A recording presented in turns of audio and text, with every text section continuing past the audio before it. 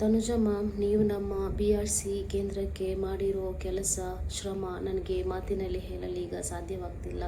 ಯಾಕೆಂದರೆ ಇನಿಷಿಯಲಿ ನಾವು ಪುತ್ತೂರಿಗೆ ಬರುವಾಗ ಅಲ್ಲಿ ಅಷ್ಟು ಸೌಲಭ್ಯ ಇರಲಿಲ್ಲ, ಕಟ್ಟೋಡಿಗಳಿರಲಿಲ್ಲ, ಥೆರಪಿ ಕ್ಯಾಬಿನ್ಸ್ಗಳಿರಲಿಲ್ಲ.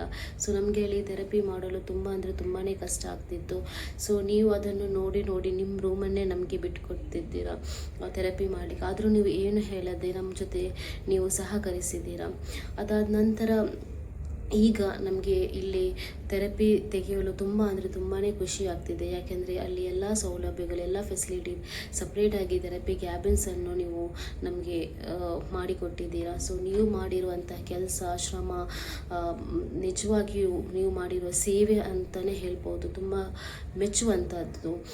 ಎಲ್ಲರಿಗೂ ಈ ರೀತಿ ಆಸಕ್ತಿ ಇರೋಲ್ಲ, ಬಟ್ ನೀವು ನಿಮ್ಮ ಸ್ವಂತ ಆಸಕ್ತಿಯಿಂದ ನೀವು ಇಂತಹ ಮಕ್ಕಳಿಗೆ ಆಸಕ್ತಿ ತೋರಿದು ನಮಗೆ ತುಂಬ ಅಂದರೆ ತುಂಬಾ ಇಷ್ಟ ಹಾಗೂ ಮೆಚ್ಚುವಂಥದ್ದು ಮ್ಯಾಮ್. ಮತ್ತು ನಾನು ಇನ್ನೊಂದು ನಿಮ್ಮ ಬಗ್ಗೆ ಏನು ನೋಟಿಸ್ ಮಾಡಿದೆ ಅಂದರೆ, ನೀವು ಪ್ರತಿ ಶಾಲೆಗೂ ಪ್ರತಿ ಮನೆಗೆ ಭೇಟಿ ನೀಡಿ ಐಡೆಂಟಿಫೈ ಮಾಡಿ ಅವರನ್ನು ಥೆರಪಿಗೆ ಬರುವ ಹಾಗೆ ನೀವು ಮಾಡ್ತಾ ಇದ್ದೀರಿ. ಅವ್ರು ಥೆರಪಿಗೆ ಬರದೆ ನೀವು ಬಿಡ್ತಾ ಇರಲಿಲ್ಲ. ಹಾಗೂ ಅವ್ರ ಹತ್ರ ಏನಾದರೂ ಇಂಪ್ರೂವ್ಮೆಂಟ್ ನೋಡಿದರೆ ಅದರಲ್ಲಿ ಪಡುವ ಖುಷಿ ನಿಜವಾಗಿಯೂ ಮೆಚ್ಚುವಂಥದ್ದು. ನಾನು ಈಗಲೂ ಕೂಡ ಪ್ರತಿಯೊಂದು ಪೋಷಕರಿಗೆ ಏನು ಹೇಳೋದಂದರೆ, ಇಂತಹ ಫೆಸಿಲಿಟಿಯನ್ನು ಅವರು ಉಪಯೋಗಿಸಿ ಮಕ್ಕಳ ಭವಿಷ್ಯವನ್ನು ರೂಪಿಸೋದು ತುಂಬ ಅಂದರೆ ತುಂಬಾ ಅಗತ್ಯ ಎಂದು ಹೇಳ್ತೇನೆ. ಸೊ ಹಾಗಾಗಿ ತನುಜಾ ಮ್ಯಾಮ್, ನಿಜವಾಗ್ಲಿಯೂ ನಿಮ್ಮ ಆಸಕ್ತಿ, ಶ್ರಮ ಮೆಚ್ಚುವಂಥದ್ದು.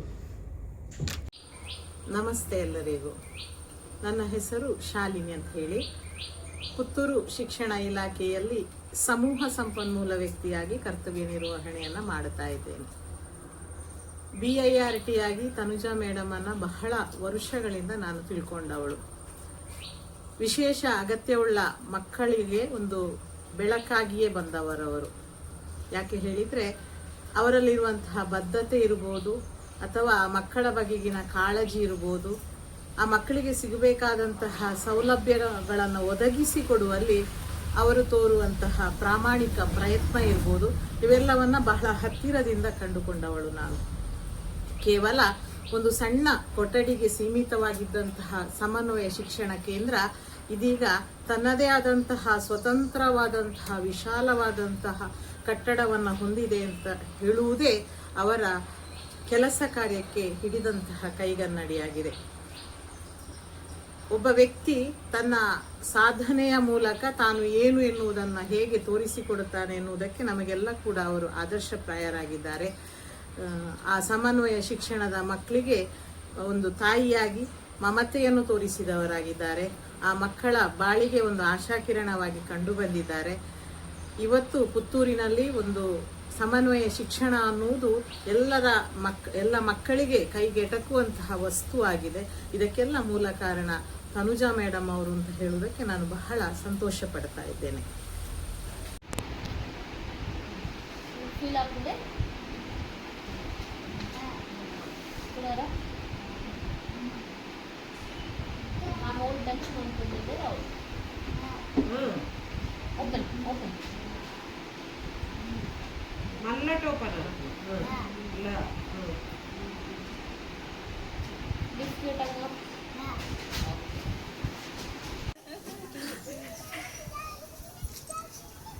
ಕರ್ಕೊಂಡು ಬಾ, ಮಗು ತಲೆ ಎತ್ತಿಕೊಂಡು ಇಂತ ಇರಲಿಲ್ಲ.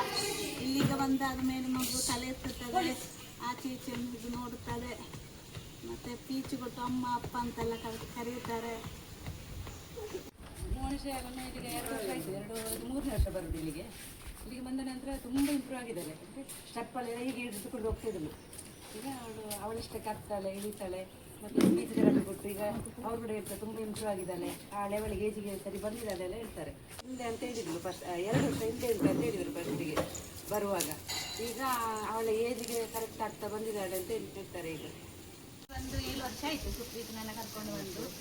ಅವನು ಫಸ್ಟಿಗೆ ಅಷ್ಟು ನಡೀತಾ ಇರಲಿಲ್ಲ. ತನುಜಾ ಮೇಡಮ್ ಮನೆಗೆ, ಸೀತಮ್ಮ ಮೇಡಮ್ ಮತ್ತು ತನುಜಾ ಮೇಡಮ್ ಇಬ್ಬರು ನಮ್ಮ ಮನೆಗೆ ಬಂದು ಮಗುವನ್ನು ಭೇಟಿ ಕೊಡಲಿಕ್ಕೆ ಬರುವಾಗ RFಗೆ ಬರಲಿಕ್ಕೆ ಹೇಳಿದರು.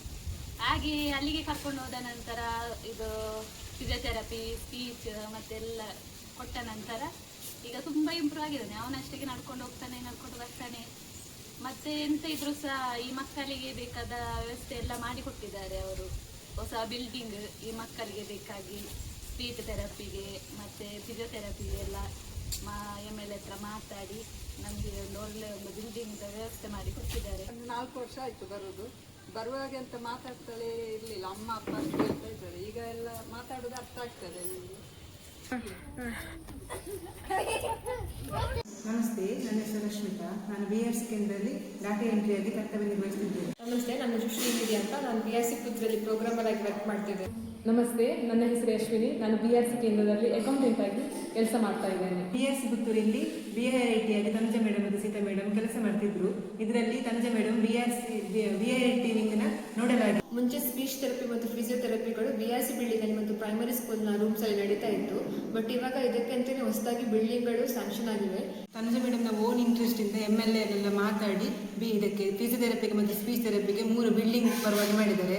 ಮತ್ತೆ ರೋಟರಿ ಕ್ಲಬ್ ಪುತ್ತೂರು ಇದರಿಂದ ಸಹ ಒಂದು ಮಕ್ಕಳಿಗೆ ಆಟಿಕೆ ರೂಮ್ ಅಂತೇಳಿ ಮೌಲಿಕ ಕೊಠಡಿ ಅಂತ ಹೊಸತು ರೂಮ್ ಎಲ್ಲ ತಂದು ಅದರಲ್ಲಿ ಕಲಿಕೋಪಕರಣಗಳೆಲ್ಲ ತಂದು ಇಲ್ಲಿ ಮಕ್ಕಳಿಗೆ ಫಿಸಿಯೋಥೆರಪಿಗೆ ಮತ್ತು ಸ್ಪೀಚ್ ಥೆರಪಿಗೆ ಬರುವ ಖುಷಿಯಾಗಿ ಆಟ ಆಡ್ತಾರೆ.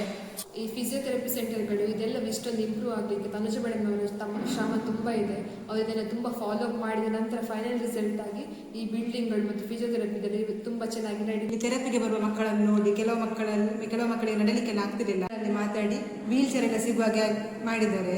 ಹೀಗೆ ಬರುವ ಮಕ್ಕಳಿಗೆ ಮೊದಲಿಗೆ ಮಾತಾಡಲಿಕ್ಕೆಲ್ಲ ಆಗ್ತಿರ್ಲಿಲ್ಲ.